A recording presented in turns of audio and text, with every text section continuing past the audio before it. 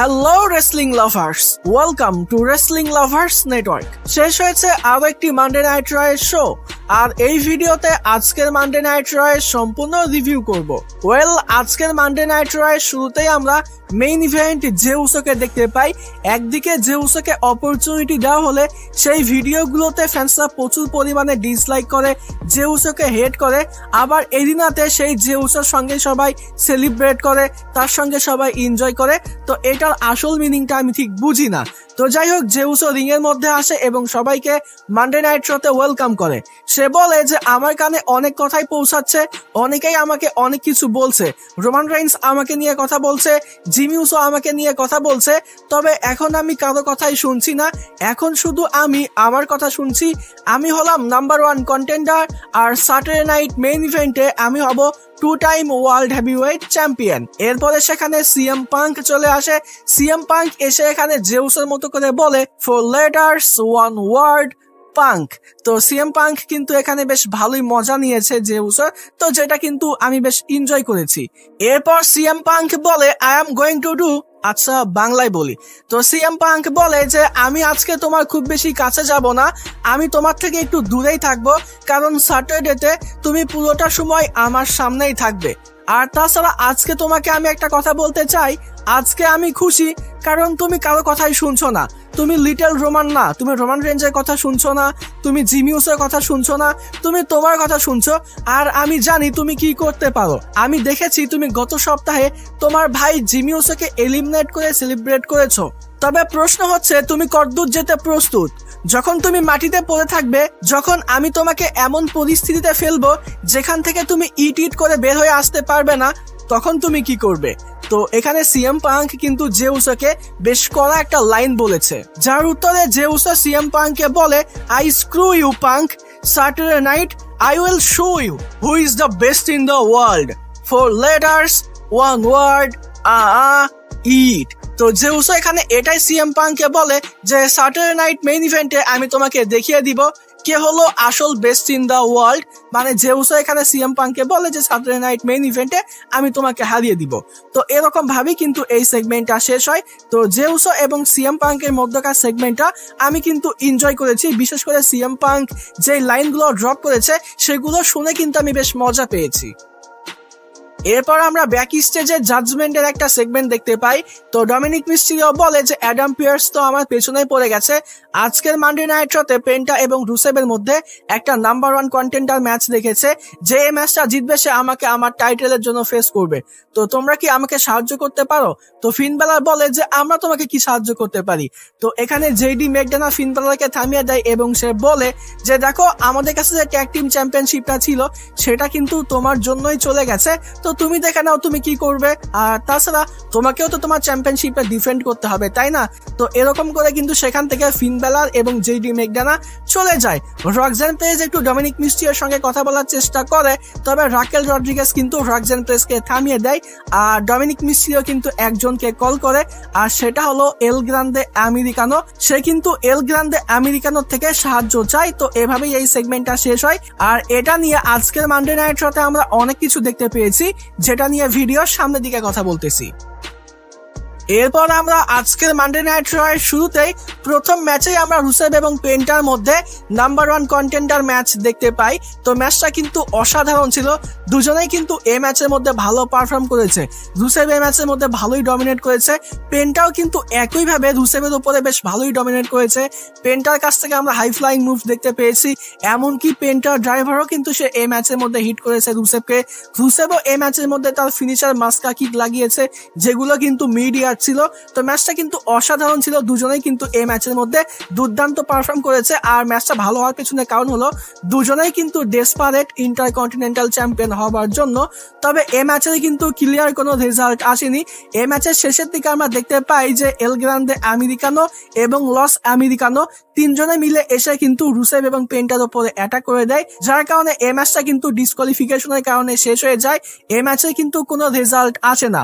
তো Dominic Mysterio হয়তো ভেবেছিল ছিল যে এই ম্যাচে যদি কোনো রেজাল্ট না আসে তাহলে হয়তোবা তার টাইটেলটা ফেস করতে হবে না, তবে এটা যে ডমিনিক মিস্টিরিওকে আরো বেশি বিপদে ফেলেছে সেটা নিয়ে ভিডিওর সামনের দিকে কথা বলতেছি।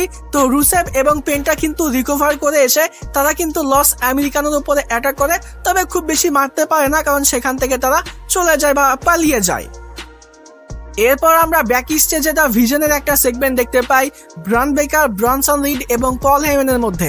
ব্রন বেকার পল হেইম্যানকে বলে, দেখো আমি তোমাকে বিশ্বাস করেছিলাম, যার কারণে গত সপ্তাহে আমি ব্যাটল রয়্যাল ম্যাচের মধ্যে কোনো ঝামেলা করিনি।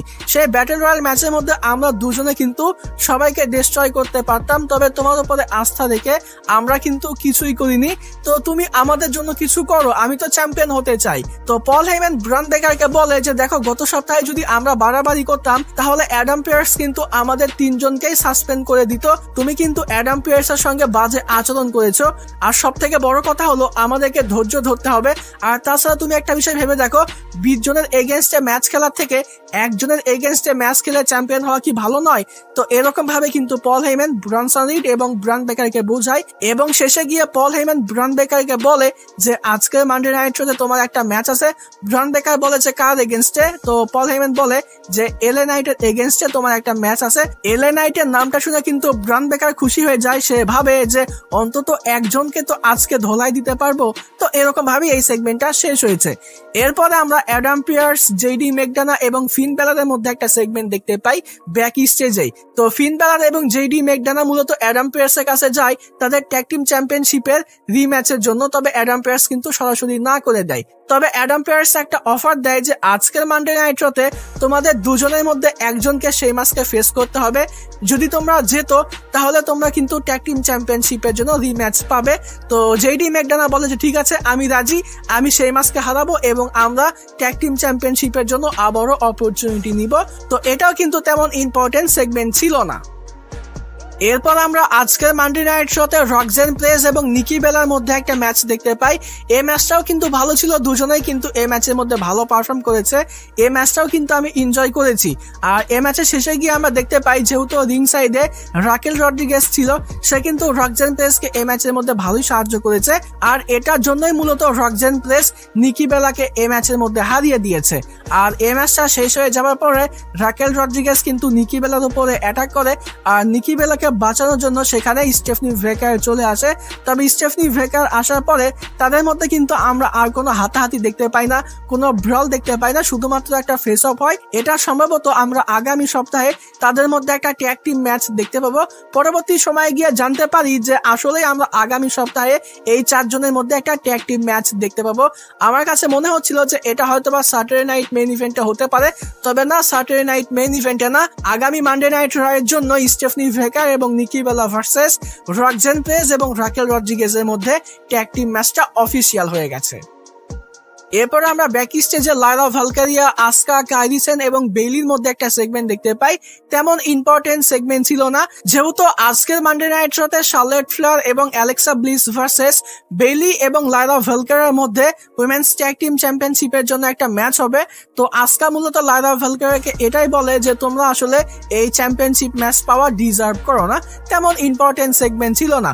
তবে যে ইম্পর্টেন্ট সেগমেন্টটা ছিল সেটা হলো দ্য উসোসের মধ্যে জে উসো এবং জিমি উসোর মধ্যে। জিমি উসো জে উসোকে বলে যে দেখো গত সপ্তাহে তুমি কিন্তু আমার সঙ্গে অন্যায় করেছো, তুমি কিন্তু আমার সঙ্গে দুর্নীতি করেছো, ব্যাটল রয়্যাল ম্যাচটা কিন্তু আমি জিততে পারতাম, আমাদের মধ্যে ম্যাচ হতে পারতো, ফিনিশিংটা আমাদের মধ্যে হতে পারতো, আমি তোমাকে 2 বার সাহায্য করেছি অথচ তুমি আমাকে এলিমিনেট করেছো। তো জে উসো এখানে বোঝানোর চেষ্টা করে যে দেখো আমি এলএ নাইটকে এলিমিনেট করতে চেয়েছি, তবে তার সঙ্গে তুমিও হয়ে গেছো। তবে জিমি উসো কিন্তু এখানে জে উসোর কথাই কনভিন্সড হয় না।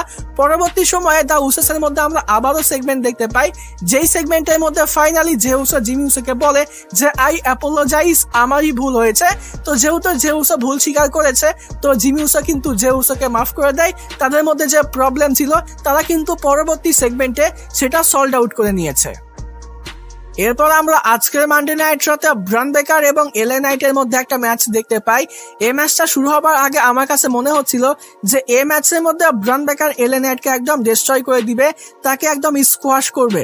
তবে আমার ধারণাটা একদমই ভুল ছিল, বরং এই ম্যাচের মধ্যে এলএ নাইট ব্রন বেকারের থেকে বেশি ডমিনেট করেছে। আর রিং সাইডে কিন্তু ব্রনসন রিডও ছিল, সেও কিন্তু এই ম্যাচের মধ্যে যথেষ্ট পরিমাণ ঝামেলা করার চেষ্টা করেছে। তবে এলএ নাইট কিন্তু ব্রন বেকারের পাশাপাশি ব্রনসন রিড একই সঙ্গে টেকেল করেছে।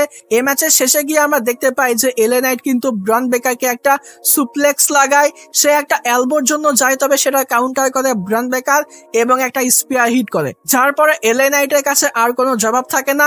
ব্রন বেকার এলএ নাইটকে পিন করে এবং এই ম্যাচটা জিতে যায়।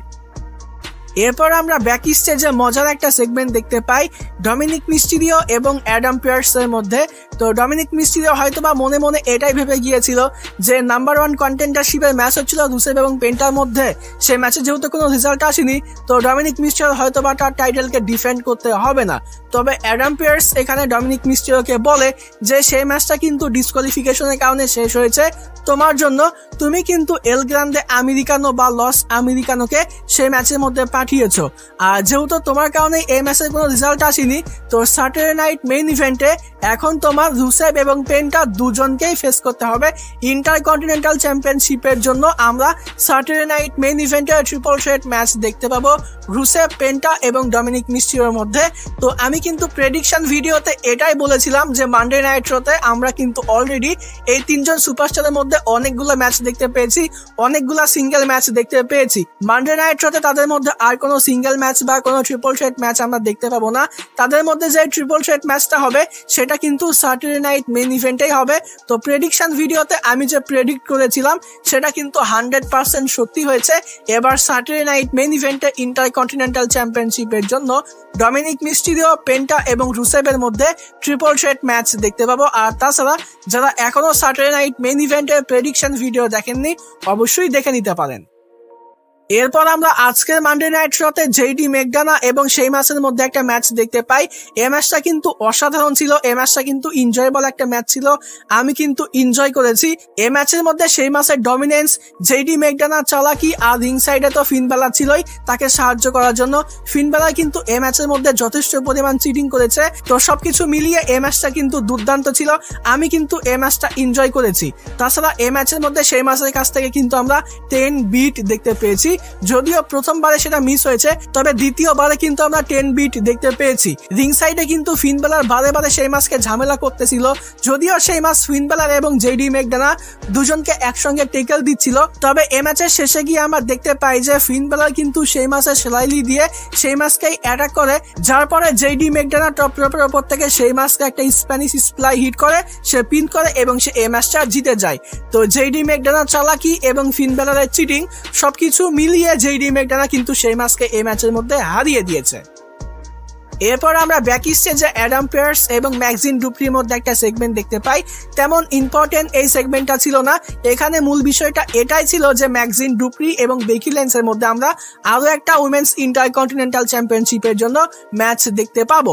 এরপরে আমাদেরকে শার্লেট ফ্লেয়ার এবং অ্যালেক্সা ব্লিসকে দেখানো হয়, তাদেরকে প্রশ্ন করা হয় যে তারা কেন মানডে নাইট শোতে এসে বেইলি এবং লাইরা ভেলকেরকে ফেস করতেছে। তো অ্যালেক্সা ব্লিস বলে যে আমরা হলাম ফাইটিং চ্যাম্পিয়ন, আমাদেরকে যেখান থেকে চ্যালেঞ্জ করা হয় আমরা সেখানেই চলে যাই। স্ম্যাকডাউনে আমরা আমাদের ট্যাগ টিম চ্যাম্পিয়নশিপকে ডিফেন্ড করি, এনএক্সটি তে ডিফেন্ড করি, আর মানডে নাইট শোতে এসেছি আমরা ডিফেন্ড করার জন্য। এরপরে সেখানে কাবুকি ওয়ারিয়র্স চলে আসে, মানে আসকা এবং কাইরি সেন চলে আসে। এখানে তারা মূলত ট্যাগ টিম চ্যাম্পিয়নশিপের জন্য চ্যালেঞ্জই করে দিয়েছে আসকা এবং শার্লেট ফ্লেয়ারকে। সম্ভবত আমরা তাদের মধ্যে ট্যাগ টিম চ্যাম্পিয়নশিপের জন্য ম্যাচ দেখতে পাবো আগামী মানডে নাইট শোতে। এরপর আমরা ব্যাক স্টেজে অ্যাডাম পিয়ার্স, এজে স্টাইলস এবং ড্রাগন লিকে দেখতে পাই। সেখানে জাজমেন্টেও চলে যায় জেডি ম্যাকডোনা এবং ফিন বেলার। তো ফিন বেলার এবং জেডি ম্যাকডোনা বলেছে দেখো আমরা কিন্তু সেই ম্যাচকে হারিয়েছি, এবার আমাদেরকে ট্যাগ টিম চ্যাম্পিয়নশিপের জন্য অপরচুনিটি দেওয়া উচিত। তো অ্যাডাম পিয়ার্স বলে যে তোমরা অপরচুনিটি পাবে না, কারণ তোমরা সেই ম্যাচকে হারিয়েছো চিটিং করে। তবে এজে স্টাইলস অ্যাডাম পিয়ার্সকে বলে যে ঠিক আছে চলো ওদেরকে আরো একটা সুযোগ দেওয়াই যায়। তো আমরা আগামী মানডে নাইট শোতে এই 4 জনের মধ্যে আবারও ট্যাগ টিম চ্যাম্পিয়নশিপের জন্য ম্যাচ দেখতে পাবো। জাজমেন্টে কিন্তু তাদের ট্যাগ টিম চ্যাম্পিয়নশিপের জন্য রিম্যাচ পাচ্ছে। আগামী মানডে নাইট শো এর জন্য এই ট্যাগ টিম ম্যাচটা কিন্তু অফিসিয়াল হয়ে গেছে। এরপর আমরা আজকের মানডে নাইট শো এর মেইন ইভেন্টে উইমেন্স ট্যাগ টিম চ্যাম্পিয়নশিপের জন্য শার্লেট ফ্লেয়ার এবং অ্যালেক্সা ব্লিস ভার্সেস বেইলি এবং লাইরা ভেলকারের মধ্যে ম্যাচ দেখতে পাই। এই ম্যাচটাও কিন্তু ভালো একটা ম্যাচ ছিল। আজকের মানডে নাইট শোতে যেই কয়টা ম্যাচ হয়েছে প্রত্যেকটা ম্যাচের রেসলিং কোয়ালিটি কিন্তু অনেক ভালো ছিল। এই ম্যাচের মধ্যে আমরা একটা ইমোশনাল মোমেন্ট দেখতে পাই যখন Alexa Bliss sister Abigail DDT hit করে, তো এটা কিন্তু আমার কাছে বেশ ভালো লেগেছে।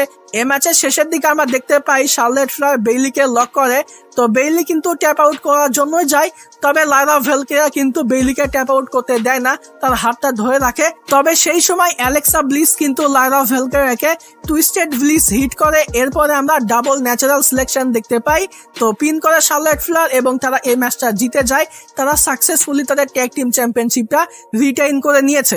তবে এই ম্যাচটা শেষ হয়ে যাবার পরে আসকা এবং কাইরি সেন এসে কিন্তু এই চারজনের উপরে অ্যাটাক করে দেয়, তবে বেইলি কিন্তু রিকভার করে নেয়। আর বেইলি যখন রিং এর মধ্যে আসে, বেইলিকে দেখে আসকা এবং কাইরি সেন কিন্তু ভয় পেয়ে যায়। তারা মনে মনে ভাবে যে বেইলির সঙ্গে এখন লড়াই করলে এটা আমাদের জন্য মোটেও ভালো হবে না, বেইলি কিন্তু এখন একটা পাগল টাইপের ক্যারেক্টার প্লে করতেছে, তার সঙ্গে লড়াই করলে আমাদেরকে মার খেতে হবে। তো তারা কিন্তু আর ফাইট করে না, তারা কিন্তু সেখান থেকে চলে যায়। আর এভাবেই কিন্তু আজকের মানডে নাইট রয়ের শোটা শেষ হয়েছে। তো ডিয়ার অডিয়েন্স, এই ছিল আজকের মানডে নাইট রয়ের রিভিউ ভিডিও ভালো লাগলে ভিডিওতে লাইক দিবেন, চ্যানেলে নতুন হয়ে থাকলে চ্যানেলটি সাবস্ক্রাইব করে দিবেন। আজকের মতো এখানেই বিদায় নিচ্ছি। যাবার আগে একটি কথাই বলতে চাই, যদি রেসলিং ভালোবাসো তাহলে আমরা সবাই এক টিম।